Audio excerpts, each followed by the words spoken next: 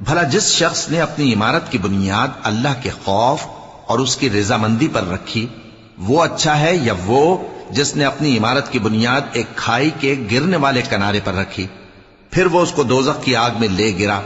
और अल्लाह जालिम लोगों को हिदायत नहीं देता।